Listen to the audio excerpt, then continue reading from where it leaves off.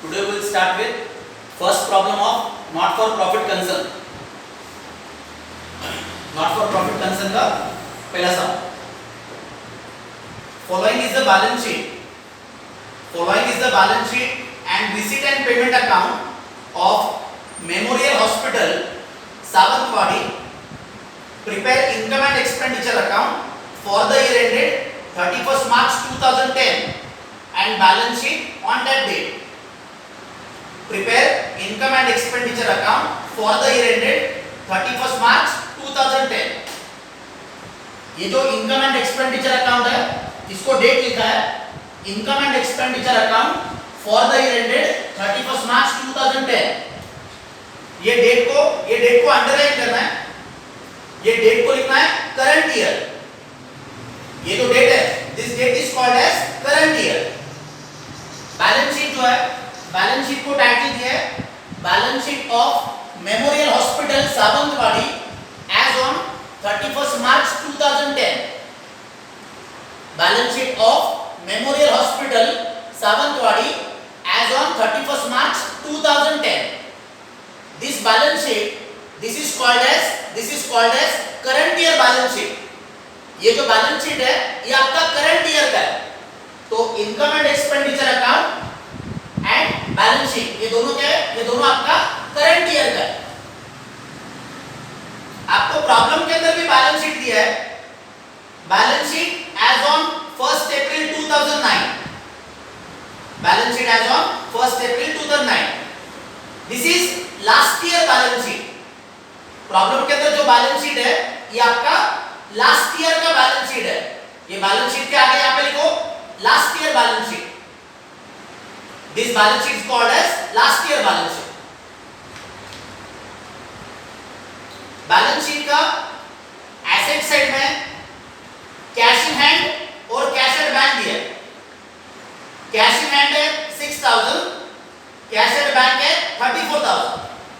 ये जो फिगर्स है कैश इन हैंड और कैश एट बैंक, इसका posting receipt and payment account में यहां पे डेबिट साइड पे किया है. रिसीट एंड पेमेंट अकाउंट, इसका जो रिसीट साइड है, डेबिट साइड, रिसीट साइड पे लिखा है to balance brought down. Cash in hand 6000, cash at bank 34000. तो ये जो फिगर है कैश इन हैंड और कैश एट बैंक, ये फिगर्स कहां से है? ये दोनों फिगर्स ये लास्ट ईयर के बैलेंस शीट के एसेट साइड से. तो कैश इन हैंड और कैश एट बैंक, इसका पोस्टिंग यहां पे डेबिट साइड पे हो चुका है. कैश इन हैंड और कैश एट बैंक, इसका जो पोस्टिंग है, इसका पोस्टिंग यहां पे डेबिट साइड पे ऑलरेडी हो चुका है. एडजस्टमेंट जो है, एडजस्टमेंट का मार्किंग करना है. पहला एडजस्टमेंट है आउटस्टैंडिंग सब्सक्रिप्शन 12000. Outstanding subscription 12000. इसका एडजस्टमेंट का जो मार्किंग है, इसका मार्किंग आपको रिसीट साइड पे ये सब्सक्रिप्शन को मार्किंग करना है. आउटस्टैंडिंग सब्सक्रिप्शन 12000, रिसीट साइड में सब्सक्रिप्शन को मार्किंग करना है. सेकंड एडजस्टमेंट है capitalize amount of life membership fees. Capitalize amount of life membership fees. तो रिसीट साइड पे ये लाइफ मेंबरशिप फीस, इसको मार्किंग करना है. थर्ड एडजस्टमेंट है प्रीपेड टैक्सेस. प्रीपेड टैक्सेस, तो यहां पे पेमेंट साइड पे टैक्सेस को मार्किंग करना है. प्रीपेड टैक्सेस, तो मार्किंग यहां पे टैक्सेस को करना है. फोर्थ एडजस्टमेंट है outstanding salary 12000. Outstanding salary 12000, payment side पे सैलरीज को मार्किंग करना है. सैलरीज को मार्किंग करना है. फिफ्थ एडजस्टमेंट है right of depreciation 20000 from land and building, 30000 from equipments. Depreciation on land and building and equipments. ये जो लास्ट ईयर का जो बैलेंस शीट है, इस बैलेंस शीट में लैंड एंड बिल्डिंग और इक्विपमेंट्स, इसको मार्किंग करना है. लास्ट ईयर के बैलेंस शीट में लैंड एंड बिल्डिंग और इक्विपमेंट्स. लास्ट एडजस्टमेंट है outstanding medicine bill. Outstanding medicine bill on 1st April 2009 is still due. Outstanding medicine bill on 1st April 2009 is still due. यहाँ पे underline the word still due. Still due इसका meaning लिखना है still outstanding. Still due it means still outstanding. तो last year के balance sheet में आपको liability side पे ये मेडिकल बिल अनपेड दिया है, मेडिकल बिल अनपेड, तो इसको एडजस्टमेंट है, तो इसको मार्किंग करना। तो एडजस्टमेंट्स कहां पे? एडजस्टमेंट है subscription, life membership fees, salaries, taxes, land and building, equipments and medical bill unpaid. ये वर्ड्स को एडजस्टमेंट है। रिसीट साइड जो है, रिसीट साइड यहां से आपको इनकम साइड पे पोस्टिंग करना है। रिसीट साइड जो है, रिसीट साइड से इनकम साइड को पोस्टिंग करना है, और ये जो पेमेंट साइड है, ये पेमेंट साइड से एक्सपेंडिचर में पोस्टिंग करना है। रिसीट साइड से इनकम और पेमेंट साइड से एक्सपेंडिचर। अभी रिसीट साइड का पहला वर्ड, रिसीट साइड पे to balance brought down, cash in hand 6000, cash at bank 34,000। ये जो फिगर है कैश इन हैंड और कैश एट बैंक, ये दोनों फिगर्स कहां पे? ये दोनों फिगर्स आपके लास्ट ईयर के बैलेंस शीट के एसेट्स है। तो कैश इन हैंड और कैश एट बैंक ये लास्ट ईयर के बैलेंस शीट में एसेट साइड पे आपको दिया हुआ है। यही दो फिगर्स यहां पे टू बैलेंस ब्रॉट डाउन करके लिखा है। तो इसका जो पोस्टिंग है कैश इन हैंड और कैश एट बैंक, इसका पोस्टिंग ऑलरेडी लास्ट ईयर के बैलेंस शीट में एसेट साइड पे हो चुका है। तो कैश इन हैंड और cash at bank posting already last year balance sheet के एसेट साइड पे हो चुका है। Second word to subscription, receipt side पे वर्ड है टू सब्सक्रिप्शन, इसको इनकम साइड पे लेना है। इनकम साइड पे बाय सब्सक्रिप्शन।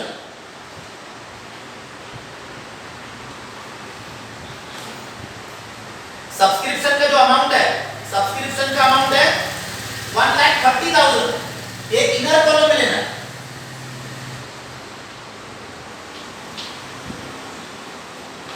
रिसीट साइड पे टू सब्सक्रिप्शन, ये सब्सक्रिप्शन का पोस्टिंग किया, इनकम साइड पे किया बाय सब्सक्रिप्शन, इनर कॉलम में 1,30,000। अब ये सब्सक्रिप्शन के दो एडजस्टमेंट्स करना है, सब्सक्रिप्शन के दो एडजस्टमेंट्स। ये जो लास्ट ईयर का जो बैलेंस शीट है, लास्ट ईयर बैलेंस शीट में एसेट साइड पे आपको दिया है outstanding subscription 2000। Last year balance sheet में एसेट साइड पे दिया है आउटस्टैंडिंग सब्सक्रिप्शन 2000। ये 2000 रुपीस इसको माइनस करना है, माइनस आउटस्टैंडिंग फॉर 2009। 2009 ये कौन सा ईयर है? ये लास्ट ईयर है। तो आउटस्टैंडिंग सब्सक्रिप्शन, ये जो लास्ट ईयर के बैलेंस शीट में जो एसेट साइड पे है, इसको क्या करना है? सब्सक्रिप्शन में से माइनस करना है 2000। माइनस करके रिमेनिंग अमाउंट आ गया 1,28,000 इनर कॉलम में, इनर कॉलम। एडजस्टमेंट जो है, पहला एडजस्टमेंट है outstanding subscription 12,000। First adjustment outstanding subscription 12,000। ये जो आउटस्टैंडिंग सब्सक्रिप्शन है, आपके यहां पे बुकलेट पे लिखना है outstanding income. Outstanding subscription, this is outstanding income. तो आउटस्टैंडिंग इनकम, इसके फाइनल अकाउंट्स के दो इफेक्ट्स देना है। आउटस्टैंडिंग सब्सक्रिप्शन, ये आउटस्टैंडिंग इनकम है, तो फाइनल अकाउंट्स के आउटस्टैंडिंग इनकम, इसके दो इफेक्ट्स देना है। ये सब्सक्रिप्शन में ऐड करना है, plus outstanding for 2010। Outstanding subscription 12,000, ये आपका करंट ईयर का outstanding subscription. This is current year outstanding subscription. तो ऐड करना है यहां पे 12,000, ऐड करके आउटसाइड कॉलम में फिगर 1,40,000।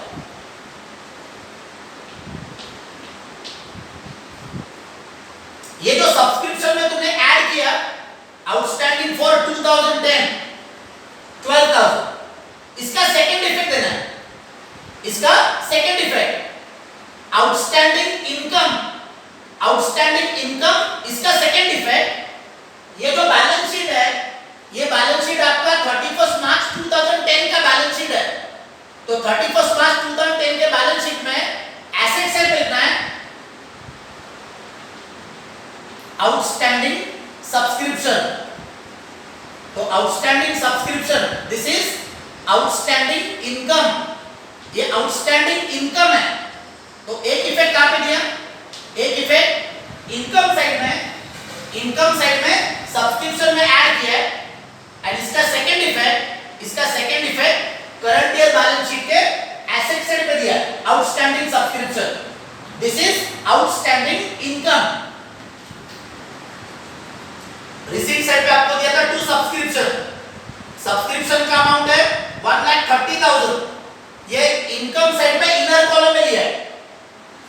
सब्सक्रिप्शन का जो अमाउंट है 1,30,000 इनर कॉलम में लिया है. इन्होंने ब्रैकेट में दिया है includes 2,000 rupees received for previous year. Includes 2,000 rupees received for previous year. ये जो 2,000 रुपीस है, ये 2,000 रुपीस लास्ट ईयर के बैलेंस शीट के एसेट साइड पे. ये जो ब्रैकेट में दिया है includes 2,000 rupees received for previous year. तो लास्ट ईयर के बैलेंस शीट में ये जो दिया है आउटस्टैंडिंग सब्सक्रिप्शन 2,000, ये 2,000 अमाउंट इधर ब्रैकेट में दिया है.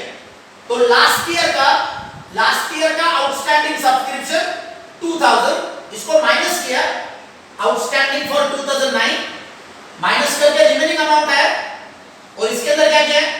ये जो पहला एडजस्टमेंट है आउटस्टैंडिंग सब्सक्रिप्शन 12,000, ये करंट ईयर का आउटस्टैंडिंग है. This is current year outstanding. इसको ऐड किया आउटस्टैंडिंग फॉर 2010. ये जो 12,000 रुपीस जो ऐड किए, इसका सेकंड इफेक्ट दिया करंट ईयर के बैलेंस शीट में एसेट साइड पे दिया है outstanding subscription. This is outstanding income.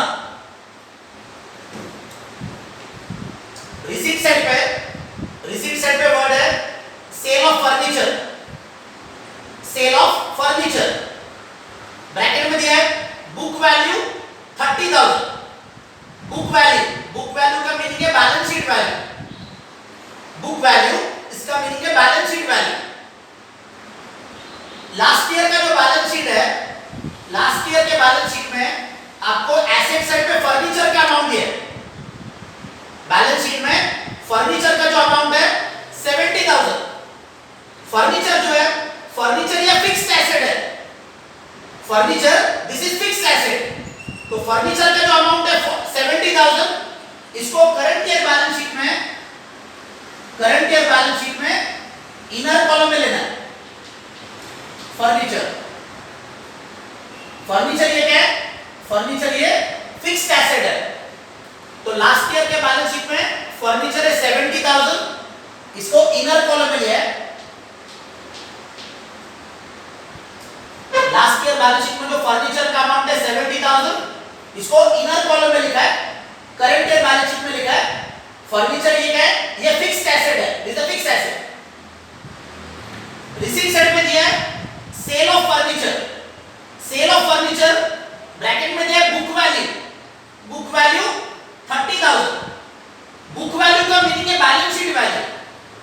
Book value इसका मीनिंग है बैलेंस शीट वैल्यू. ये जो बुक वैल्यू है, ये बुक वैल्यू फर्नीचर में से माइनस करना है. Minus cell of furniture. आपके पास जो फर्नीचर है, उस फर्नीचर में से क्या हुआ है? Some of the furniture is sold in the market.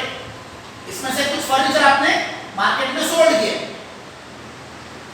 तो ये जो दिया है sale of furniture, book value 30,000. ये 30,000 क्या करना है? फर्नीचर में से माइनस करना है. तो 30,000 रुपीस का फर्नीचर क्या किया है? हमने सोल्ड किया. तो फर्नीचर का रिमेनिंग अमाउंट आउटसाइड कॉलम में आएगा 40,000.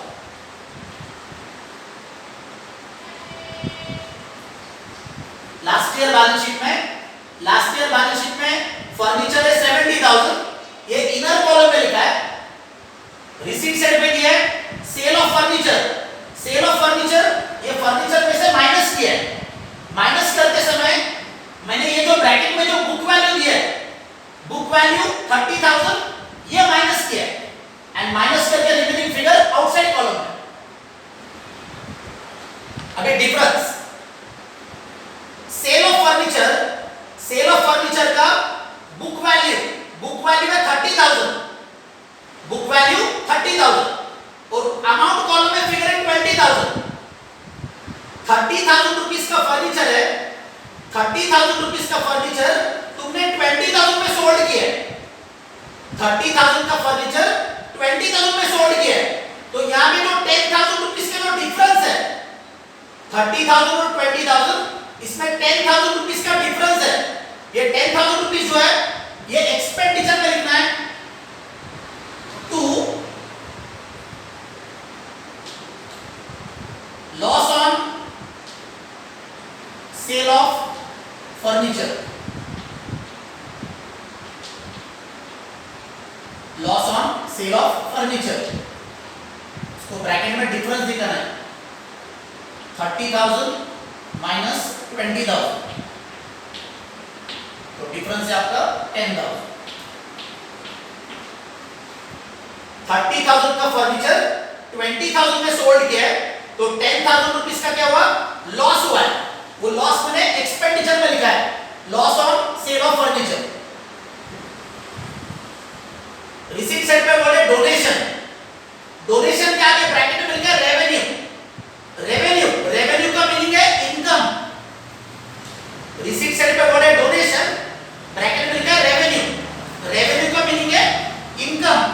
तो रिसीट साइड पे ये जो डोनेशन का जो अमाउंट है ये आपको इनकम साइड पे लिखना है, बाय डोनेशंस। डोनेशन का अमाउंट है 44,000। डोनेशन ब्रैकेट में रेवेन्यू का मीनिंग है इनकम, तो इनकम साइड पे लिखा है बाय डोनेशन। रिसीट साइड का लास्ट वर्ड है life membership fees.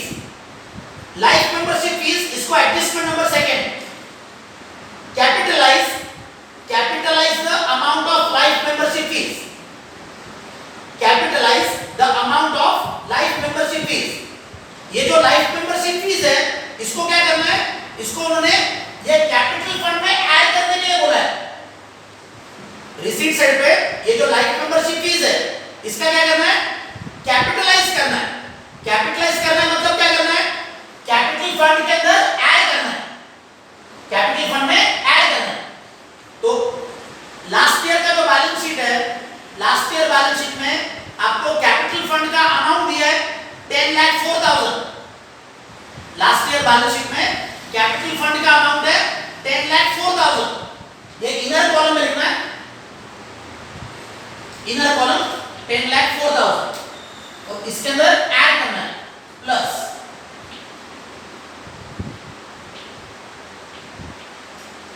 Life membership fees. तो रिसीट साइड पे ये जो लाइफ मेंबरशिप फीस है 25,000, इसको एडजस्टमेंट आपको दिया है, capitalize the amount of life membership fees. Life membership fees का अमाउंट क्या करना है, कैपिटलाइज करना है। कैपिटलाइज करना है मतलब क्या, कैपिटल फंड के अंदर ऐड करना है। इनर कॉलम में 25,000। नॉट फॉर प्रॉफिट कंसर्न में ये जो एडजस्टमेंट है, capitalize the amount of life membership fees. Capitalize the amount of life membership fees. Even if this adjustment is not given, in each and every problem, ये जो amount है life membership fees, ये always आपको capital fund में add करना है। Life membership fees always क्या करना है, capital fund के अंदर ऐड करना है।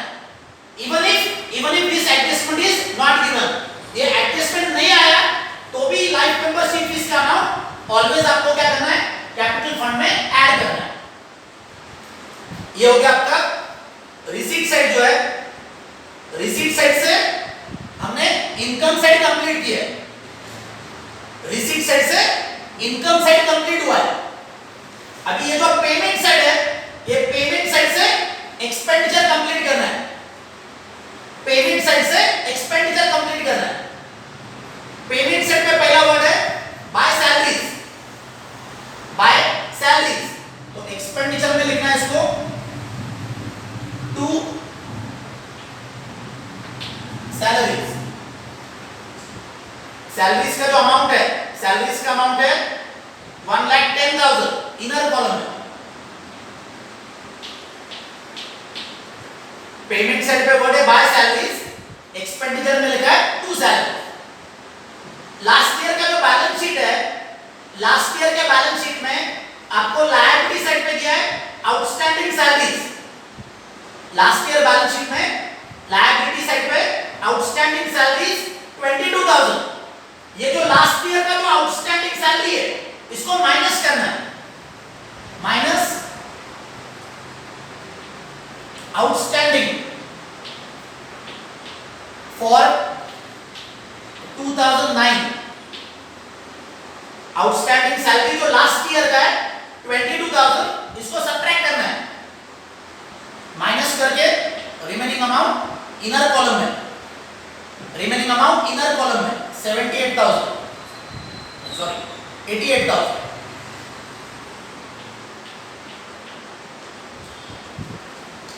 पेमेंट साइड पे जो है सैलरीज, ये सैलरीज को एक्सपेंडिचर में लिखा है। लास्ट ईयर बैलेंस शीट में जो आउटस्टैंडिंग सैलरी 22,000, इसको माइनस किया है, बिकॉज ये अमाउंट कौन से लास्ट ईयर का है। एडजस्टमेंट जो है, एडजस्टमेंट के अंदर आपको दिया है फोर्थ एडजस्टमेंट, फोर्थ एडजस्टमेंट है आउटस्टैंडिंग सैलरी 12,000। ये जो एडजस्टमेंट में दिया है आउटस्टैंडिंग सैलरी 12,000, ये करंट ईयर का आउटस्टैंडिंग है, this is current year outstanding salary. तो ये जो करंट ईयर का जो आउटस्टैंडिंग है, इसको ऐड करना है, प्लस आउटस्टैंडिंग फॉर 2010। 2010 ये करंट ईयर है, तो आउटस्टैंडिंग सैलरी 12,000, ये सैलरी के अंदर ऐड करना है, ऐड करके आउटसाइड कॉलम में 1 लाख। ये जो करंट ईयर का जो आउटस्टैंडिंग सैलरी ऐड किया, आउटस्टैंडिंग सैलरी फॉर 2010, ये जो 12,000 रुपीस जो ऐड किए, इसका सेकेंड इफेक्ट, इसका second effect outstanding salary, this is outstanding expense. Outstanding salary ये क्या है, ये आउटस्टैंडिंग एक्सपेंस है, तो आउटस्टैंडिंग एक्सपेंस इसका बैलेंस शीट में इफेक्ट देना है, लायबिलिटी साइड पे देना है। करंट ईयर बैलेंस शीट में लायबिलिटी साइड पे आउटस्टैंडिंग सैलरीज 12,000। सैलरीज का जो अमाउंट था 1,10,000, ये इनर कॉलम में लिखा है, इनर कॉलम में लिखा है। लास्ट ईयर का जो बैलेंस शीट है, लास्ट ईयर बैलेंस शीट है 2009 का है, last year balance sheet of 2009, तो लास्ट ईयर का जो आउटस्टैंडिंग सैलरी है 22,000, इसको माइनस किया है, एंड एडजस्टमेंट के अंदर जो दिया है आउटस्टैंडिंग सैलरी 12,000, ये करंट ईयर का है, इसको ऐड किया है। Last year outstanding minus current year outstanding plus. ये जो करंट ईयर का जो आउटस्टैंडिंग सैलरी प्लस किया, करंट ईयर का ये जो आउटस्टैंडिंग सैलरी प्लस किया, इसका सेकंड इफेक्ट, इसका second effect current year balance sheet के लायबिलिटी साइड पे दिया है, outstanding salary, this is outstanding expense. Payment side पे नेक्स्ट वर्ड है मेडिसिन्स, तो मेडिसिन्स का पोस्टिंग एक्सपेंडिचर में करना है, टू मेडिसिन्स। मेडिसिन्स का जो अमाउंट है 52,000, ये एक्सपेंडिचर में लिखना है। पेमेंट साइड पे जो वर्ड है बाय मेडिसिन्स, इसको एक्सपेंडिचर में लिखा है, टू मेडिसिन्स। नेक्स्ट है by equipments purchase, equipment purchase, ये जो वर्ड है इक्विपमेंट्स परचेस, इसके आगे बुकलेट पे लिखो एसेट। इक्विपमेंट जो है, इक्विपमेंट्स ये एसेट है, पेमेंट साइड पे वर्ड है equipments purchase, so this is asset. Last year का जो बैलेंस शीट है, लास्ट ईयर बैलेंस शीट में आपको एसेट साइड पे इक्विपमेंट्स का अमाउंट दिया है। लास्ट ईयर बैलेंस शीट में एसेट साइड पे ये इक्विपमेंट्स का अमाउंट दिया है 1,20,000। ये जो इक्विपमेंट्स है इसको आपको करंट ईयर बैलेंस शीट में लिखना है, इक्विपमेंट्स।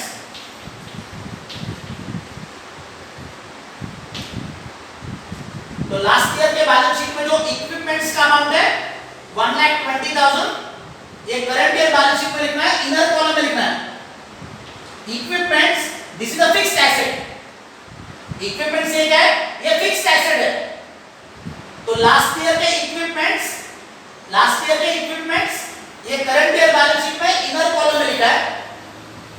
पेमेंट साइड जो है, पेमेंट साइड पे आपको दिया है इक्विपमेंट्स परचेस, ये जो इक्विपमेंट परचेस है ये इसके अंदर ऐड करना है प्लस परचेस। तो इक्विपमेंट्स परचेस का अमाउंट है 20,000।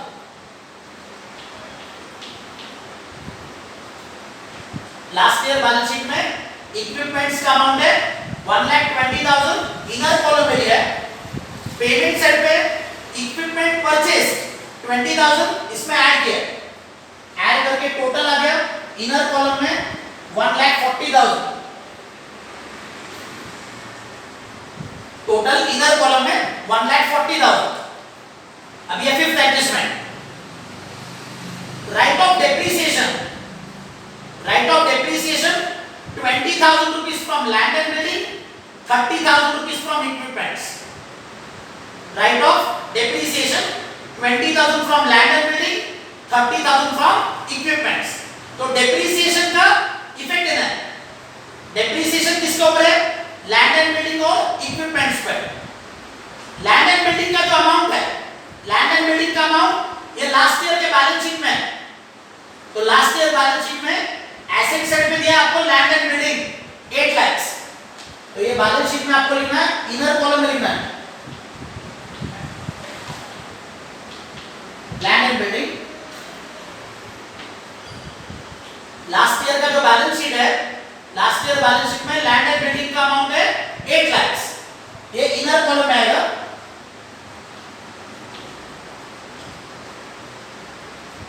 एडजस्टमेंट नंबर है 5, right of depreciation 20,000 from land and building, 30,000 from equipments.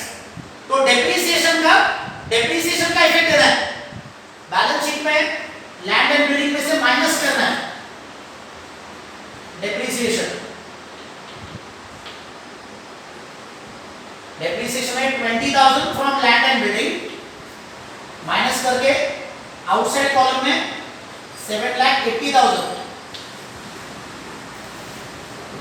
Equipments का जो डेप्रिसिएशन है, इक्विपमेंट्स का डेप्रिसिएशन है 30,000, ये इक्विपमेंट में से माइनस करना है।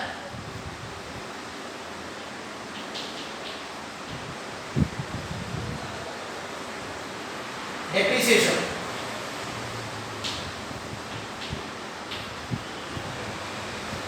30,000 rupees depreciation on equipments, minus करके आउटसाइड कॉलम में आएगा 1,10,000। एडजस्टमेंट है depreciation of land and building and depreciation of equipment. Balance sheet में लैंड एंड बिल्डिंग में से माइनस किया और इक्विपमेंट में से भी माइनस किया। ये डेप्रिसिएशन का दूसरा इफेक्ट, डेप्रिसिएशन का दूसरा इफेक्ट ये एक्सपेंडिचर में देना है। तो एक्सपेंडिचर में टू डेप्रिसिएशन